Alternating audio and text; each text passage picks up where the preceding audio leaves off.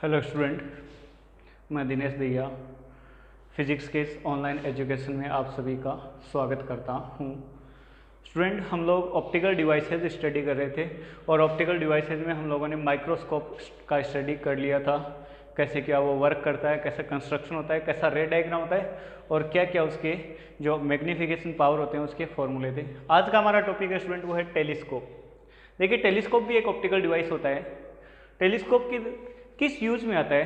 तो longest distance पे जो ऑब्जेक्ट होते हैं उनको देखने के लिए, उनका शेप, उनके कंस्ट्रक्शन, कैसे उनकी बनावट है, कैसे उनकी संरचना है, इन सब का स्टडी करने के लिए हम किसका यूज़ करेंगे? टेलीस्कोप। जैसे हमें जो मून है उसके सरफेस का स्टडी करना है या मार्स है उसकी सरफेस का स्टडी करना है, तो उसके लिए आप क्या यूज़ करोगे?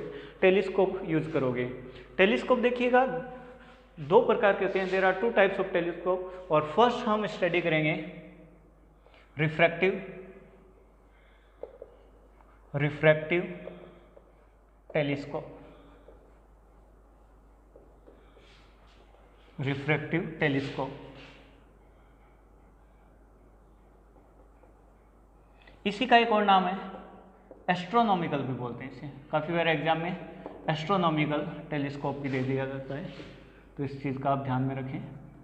एस्ट्रोनॉमिकल टेलीस्कोप रिफ्रैक्टिव टेलीस्कोप होता है, इसके बारे में स्टडी करेंगे स्टूडेंट।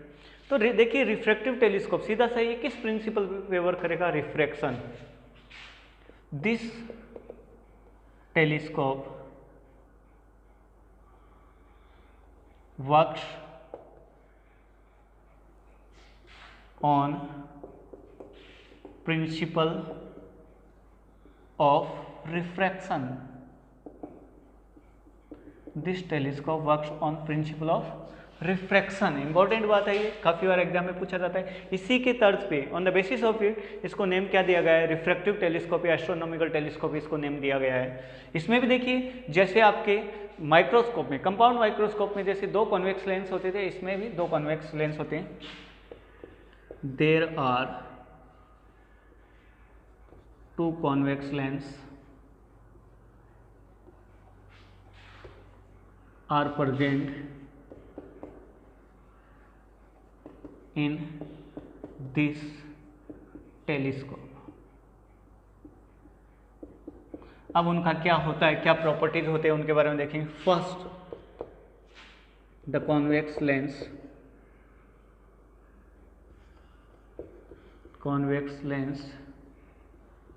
which have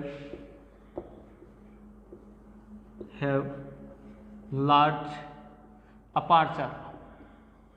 अपार्चर को आप कुछ इस प्रकार से समझ सकते हो, उसका चारों ओर का जो रेडियस, उसका पैरामीटर होता है, उसे अपार्चर बोल सकते हो या साइज बोल सकते हो। Is located towards object। this lens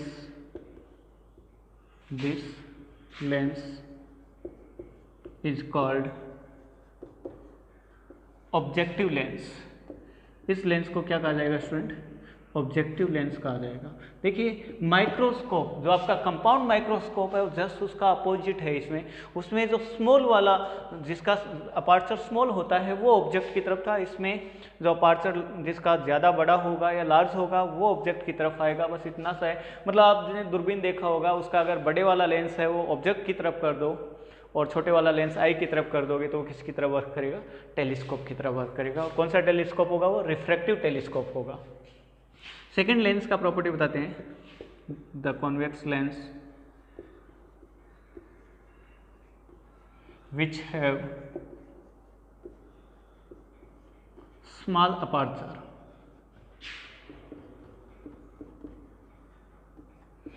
aperture मतलब साइज। इज लोकेटेड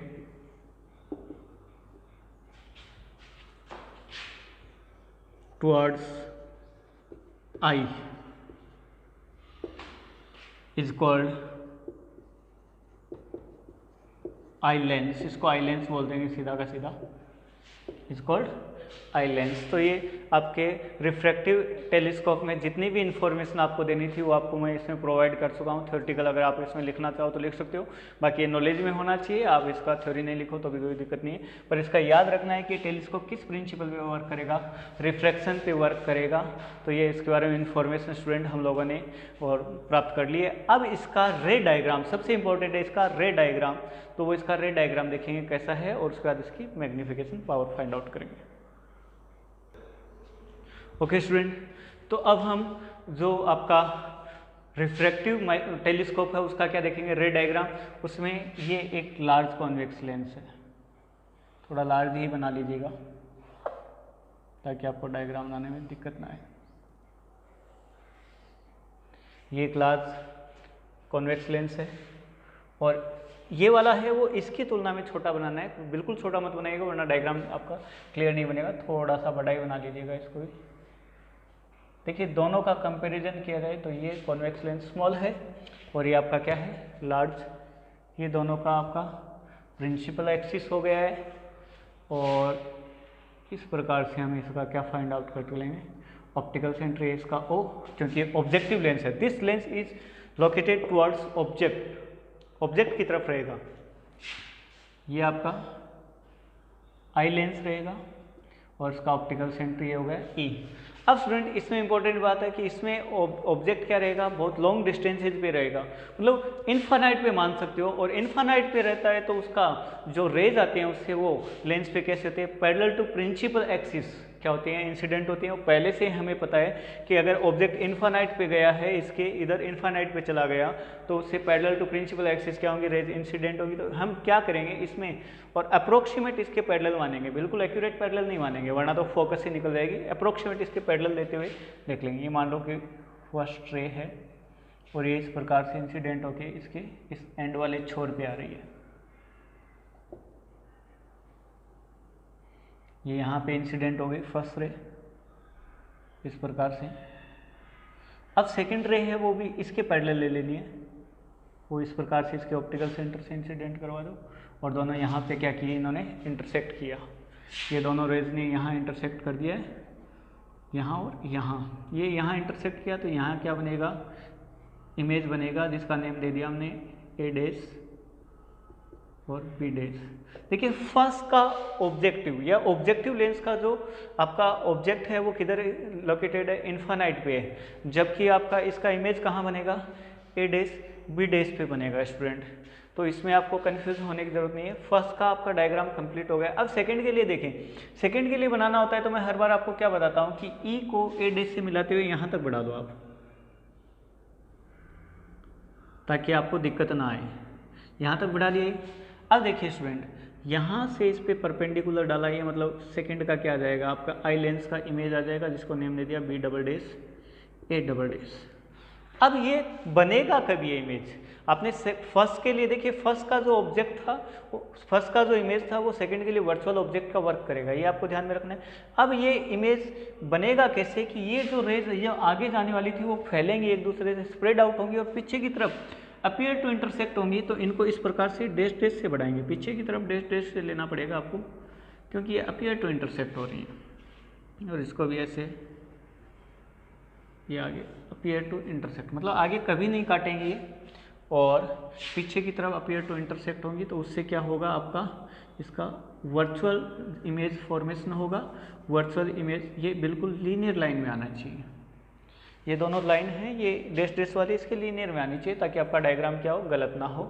ये बिल्कुल इसका एक्यूरेट डायग्राम बन चुका है। अब देखिए फाइनल इमेज बनता है वो D पे बनेगा। लीस्ट डिस्टेंस ऑफ विजन होता है D, ये वाला। देखिए इसका ऑब्जेक्ट, ऑब्जेक्टिव का ऑब्जेक्ट इनफाइनाइट पे है तो इमेज कहाँ बनेगा, फोकस पे बनेगा, सब जानते हो आप पहले से ही। तो ये इसका F हो जाएगा distance, focal length of objective lens. ये है फर्स्ट का जो इमेज है वो सेकंड के लिए ऑब्जेक्ट का वर्क करेगा तो ये आपका बन जाएगा क्या, UE। तो ये आपका रे डायग्राम आपका कंप्लीट हो चुका है। कौन से लेंस किसके लिए, आपके रिफ्रैक्टिव टेलीस्कोप के लिए, रिफ्रैक्टिव टेलीस्कोप के लिए कंप्लीट हो चुका है। तो अब इसमें नीचे लिख देंगे रे डायग्राम ऑफ रिफ्रैक्टिव टेलीस्कोप। अब स्टूडेंट इसमें एक चीज़ और देखनी है, हमें दो एंगल लेने होते हैं अल्फा और बीटा। तो इसमें देखिए बीटा कौन सा होता है, फाइनल इमेज के द्वारा आई लेंस पे जो एंगल बनता है उसको क्या दे देते हैं हम, बीटा देते हैं, ये बीटा आ गया। फिर हम इसमें लेते हैं ऑब्जेक्ट साइज के इमेज के द्वारा।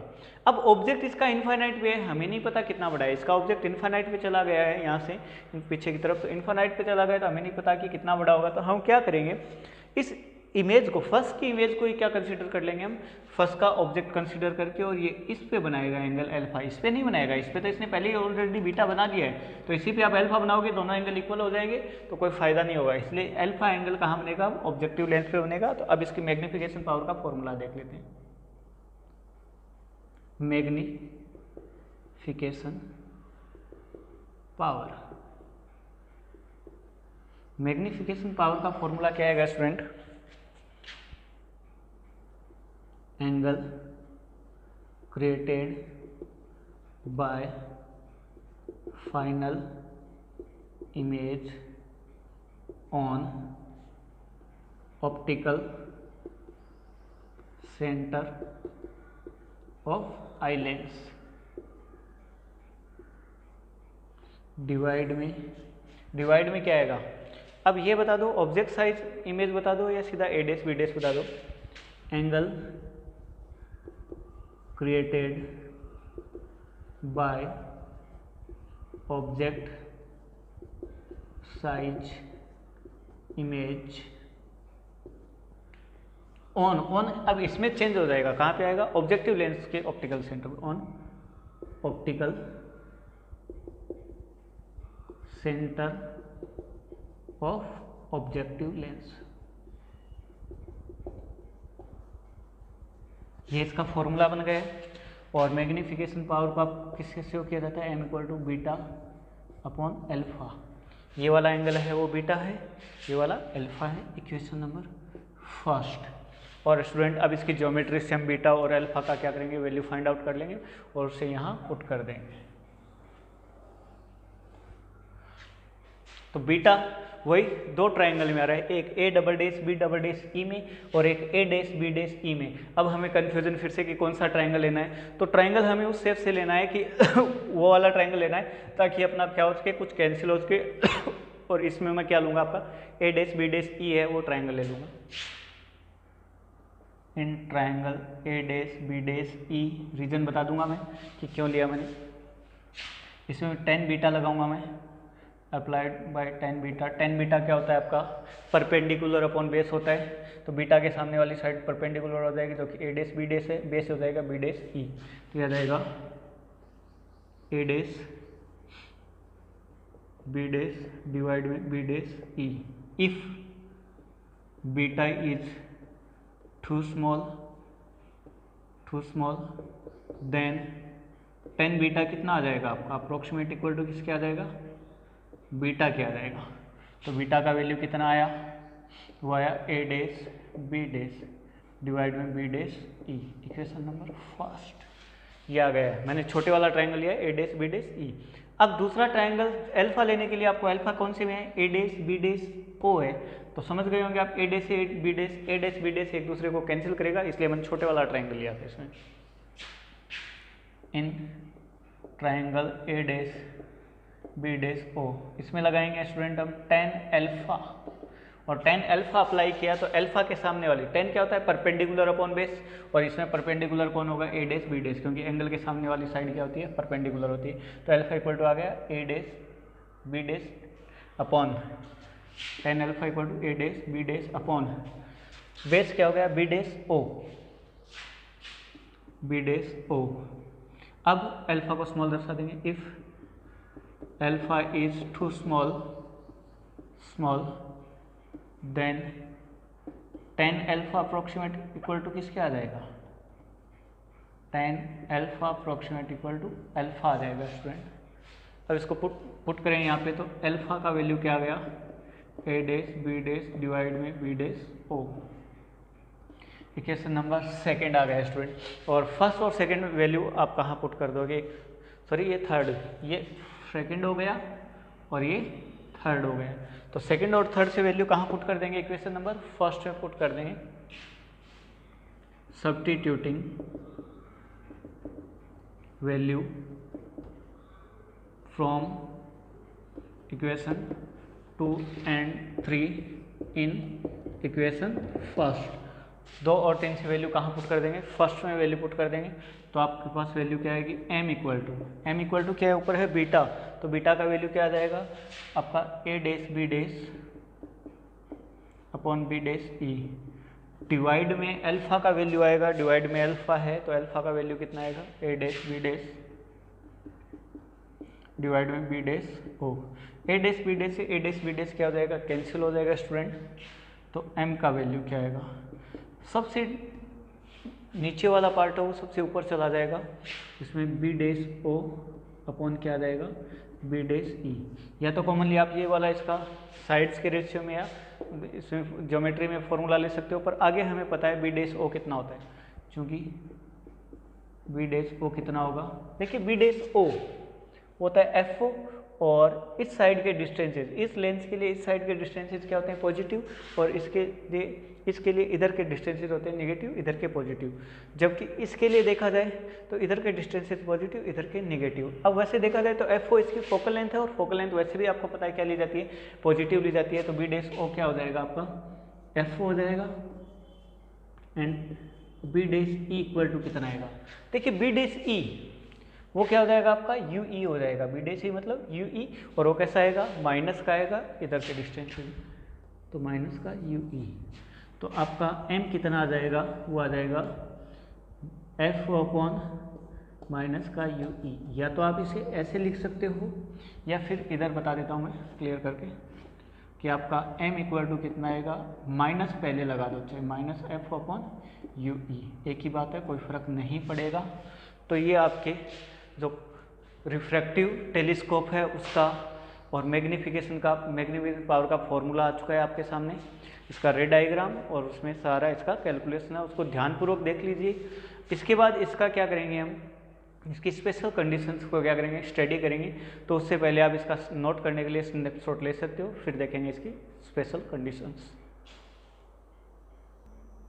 ओके स्टूडेंट, तो इसकी स्पेशल कंडीशन देखें तो फर्स्ट कंडीशन यहाँ पे नोट कर दिया मैंने, वो है क्या है, if final image is located at infinite.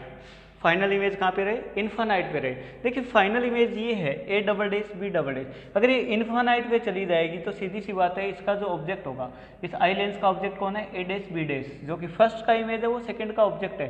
तो ये कहाँ पे आ जाएगा, इसके फोकस पॉइंट पे आ जाएगा, मतलब UE किसके इक्वल हो जाएगा, ऑटोमेटिक UE हो जाएगा इसके FE के इक्वल हो जाएगा। किसके इक्वल हो जाएगा, FE के, मतलब इसके फोकस पॉइंट पे आ जाएगा ये इस लेंस के लिए।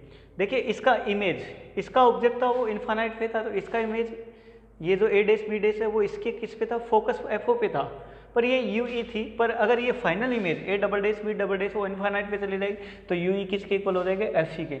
अब मैं इधर m का फॉर्मूला लिख देता हूँ, जो अभी हमने थोड़ी देर पहले फाइंड आउट किया था, माइनस F अपॉन UE। तो इसका यहाँ पे यूज करें तो m का फॉर्मूला क्या आ जाएगा स्टूडेंट, वो आ जाएगा माइनस F अपॉन FE, ये आ जाएगा इसका मैग्नीफिकेशन पावर इस कंडीशन में। तो ये आपके सामने फर्स्ट कंडीशन आ गई। अब सेकंड कंडीशन देखेंगे हम, if final image is formed at least distance of vision। Vision का जो लिस्ट डिस्टेंस होता है देखने का उस पे बन रहा हो तो, और वो कितना होता है, D होता है, कैपिटल D या 25 सेंटीमीटर होता है, तो उस पे देखेंगे। तो इसमें भी हम जैसे बाकी के लिए करते हैं, इसको फाइंड आउट करने के लिए हम UVF में रिलेशन देखेंगे लेंस के लिए, by relation in U, V and F for a lens, वो क्या होता है 1/V minus 1/U equal to 1/F। ये होता है रिलेशन। अब ये कौन से के लिए, हम आई लेंस के लिए इसका यूज करेंगे। For eye lens v equal to क्या आएगा आपका v, जो कि कितना आएगा d आएगा। आई लेंस के लिए इसका इमेज d पे है तो माइनस का d, क्योंकि इसके लिए इधर की दूरियां माइनस की होती है, डिस्टेंस ही माइनस की होती है। माइनस d कॉमा u कितना आएगा, इसके लिए u कितना आएगा u, और इधर की distance is negative minus u e, and f equal to कितना आ जाएगा f ही आएगा। और हमेशा फोकल लेंथ होती है, चाहे वो इधर की हो चाहे इधर की हो, कॉन्वेक्स लेंस की फोकल लेंथ क्या होती है, वो पॉजिटिव होती है, इसलिए f ही ले लिया।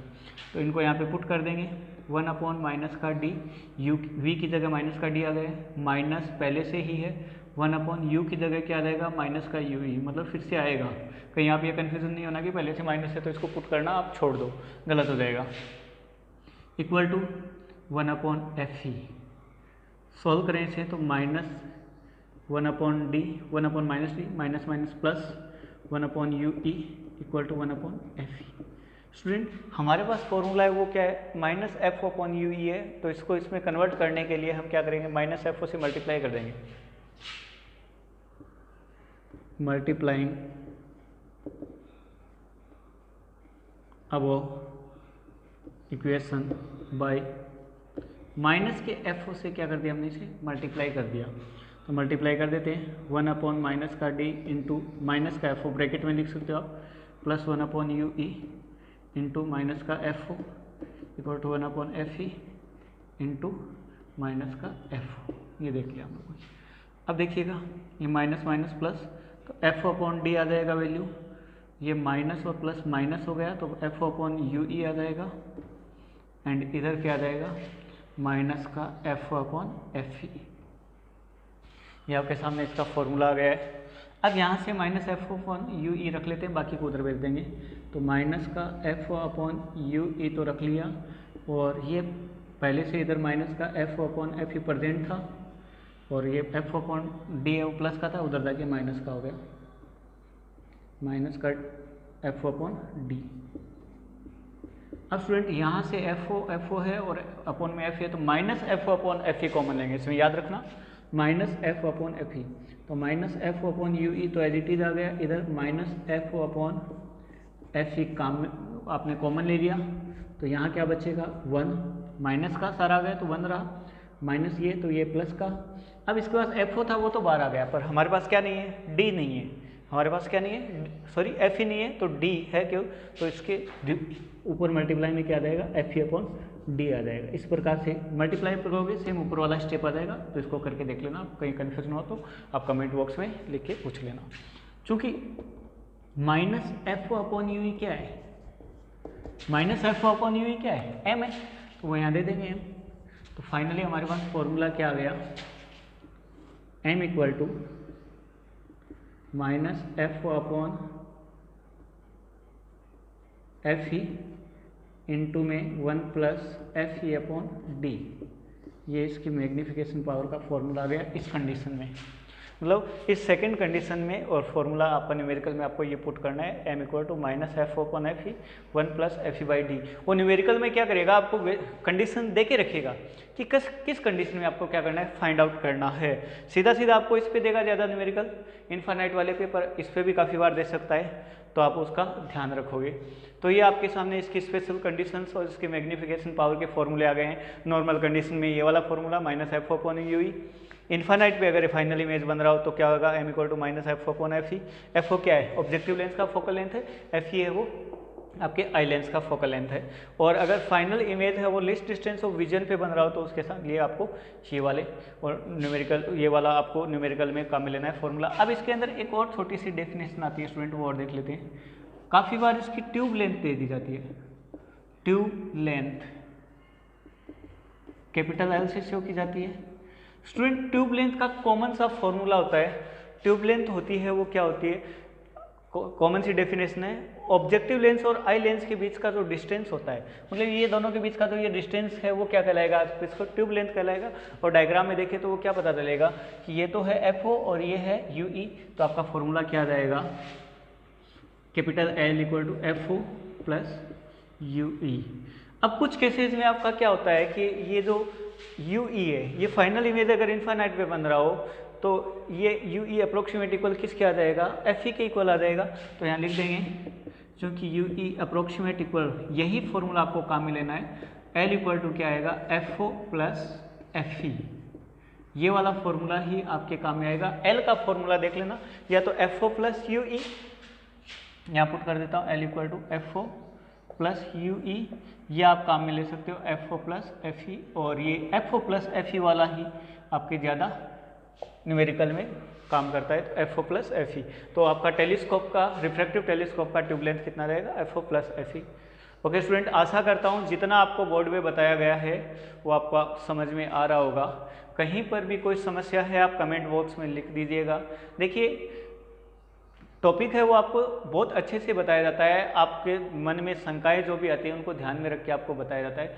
फिर भी अगर मैं समझाने में आपको पूरी तरह असमर्थ रहा तो आप कन्फ्यूज़न जो भी हैं वो कमेंट बॉक्स में ज़रूर लिखिएगा, ताकि उसका समाधान कर दिया जाएगा। डायग्राम इसका आप देखिएगा, बहुत मतलब इजी वे में हो जाएगा अगर आप थोड़ा सा भी ध्यान से देखोगे तो। ओके स्टूडेंट, तो आज के लिए इतना ही, कल हम नेक्स्ट टॉपिक देखेंगे। चैनल को लाइक एंड सब्सक्राइब करना मत भूलिएगा, ताकि आपको फर्दर अपडेट्स हैं वो आपको मिलते रहें। और जो भी आपको टॉपिक जहाँ नोट करना होता है तो उसका आप क्या कर लीजिए, स्नैपशॉट ले लिया करो, ताकि आपको नोट करने में दिक्कत ना आए। Thank you, have a nice day.